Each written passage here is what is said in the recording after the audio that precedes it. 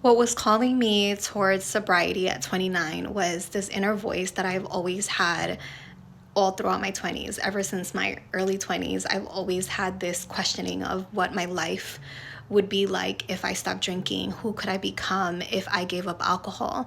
So I've always been sober curious all throughout my 20s. And it wasn't until my mid 20s where I sat down to write down some goals about, what I wanted to, accomplish with sobriety. And in a journal, I had wrote, to try working on 1 week of sobriety, eventually 30 days. And then the biggest goal was to give up alcohol for 1 year before 30.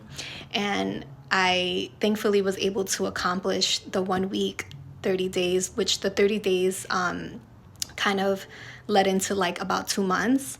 And then the reason why I chose the goal of giving up alcohol for 1 year before 30 is because I didn't want to enter my 30s with the same lifestyle that I was having in my 20s of drinking, being hungover, experiencing a lot of shame and guilt, and just going through that cycle over and over. I didn't want that for myself anymore. So I knew that if I didn't do it at 29, that I would regret it.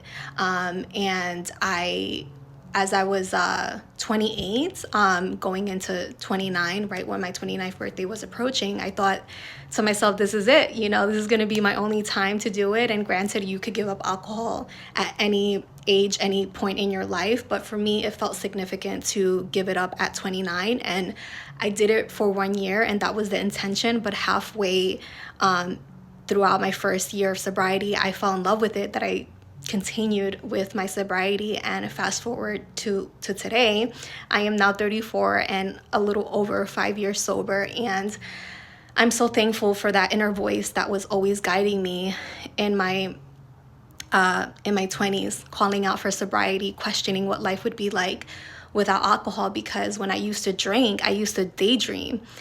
Even being drunk, I used to daydream about the woman that I could become if I had stopped drinking. And I'm so thankful that today I'm actually living that dream, even though sometimes I forget about it.